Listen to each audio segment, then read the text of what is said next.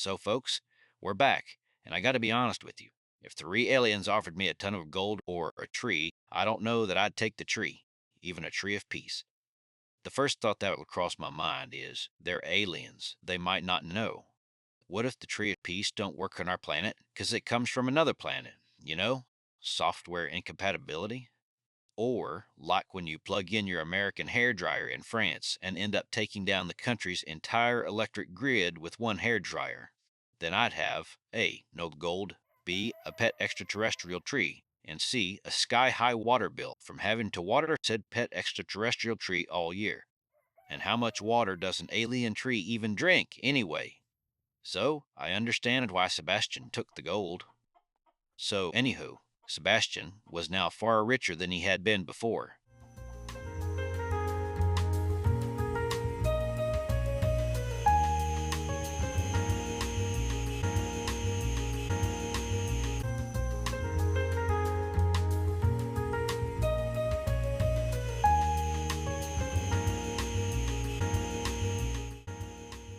And it went on like that for a while. And folks, he really did try to bring peace to the world with his gold, but it was difficult work.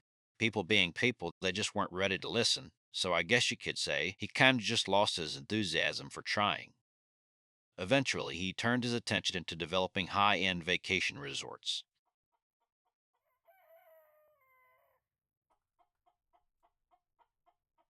and financing Hollywood movies. After contributing to a dilution of the precious metals market, Sebastian had to scale things back. And then he just kind of disappeared off the map.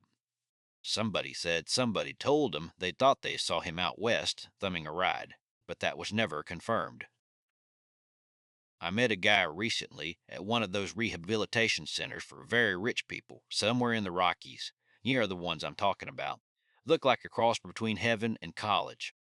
I was there doing some hospital clowning, and the guy, he was there working as one of the groundskeepers. Now, folks, if I'm lying, I'm frying, okay? It was Sebastian Jones. He didn't call himself that, though. He went by the name of Gubner. So I thought, all right, Sebastian, we'll call you Gubner.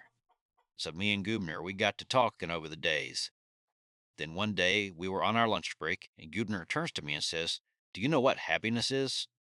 I say, "What is it, Gubner?" And Gubner says, "Happiness is having just one choice." That's all he said. And then, just like that, he walked away. It was pretty dramatic. We still had about 10 minutes left on our lunch break. Much later in time, I look back on that day. I still don't know if Gubner was right or not. But I tell you what, he did look a lot more relaxed than that other fella, Sebastian.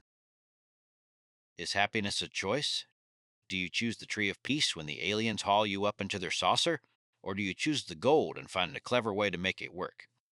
I just don't know, folks. And if I did, would you believe me? Would anybody want to? I don't know about you, but it's sandwich time where I am. So I'm gonna say ciao and get some chow.